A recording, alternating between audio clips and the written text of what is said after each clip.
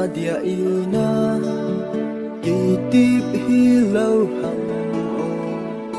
idia nei na lep ham ka thu zo poi hin gel timin khat ve oi na ki gel hat theina hi ti din ikilom poi in khu thu sim ho ke gel do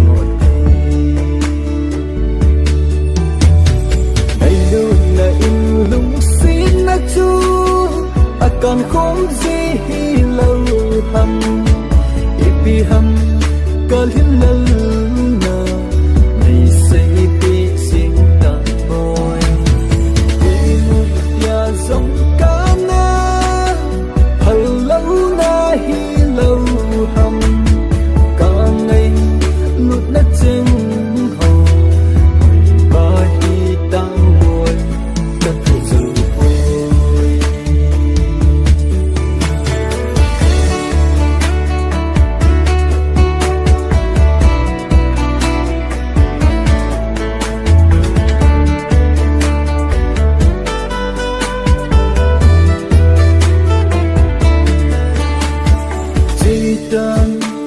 ngày tan boy chỉ lâu thì na hi tập boy lung lâm hình kêu đã tan đằng in chi mây sinh tan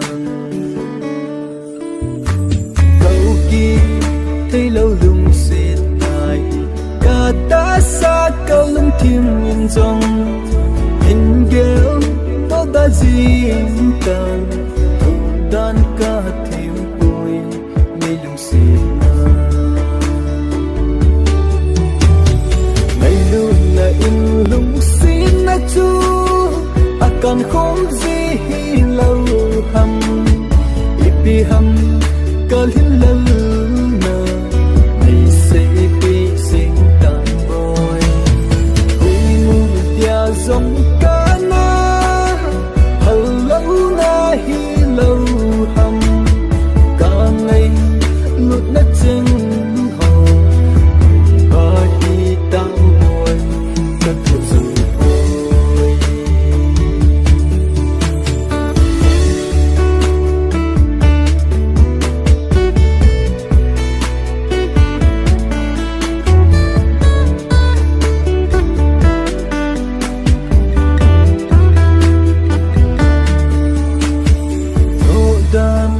cả tìm thấy bôi hình khu lui chân hồ đi đi cả miêu ta đêm này na tiếp na thu chân hồ gian măng dia dòng ca na palo cả chúng na al hun zin hi thu dan hakasa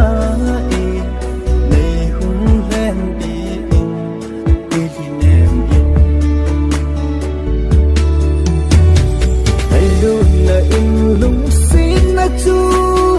akan khom gì lâu hầm ipi hầm kalhin lal na nay say pi sing tan boy imu dia zong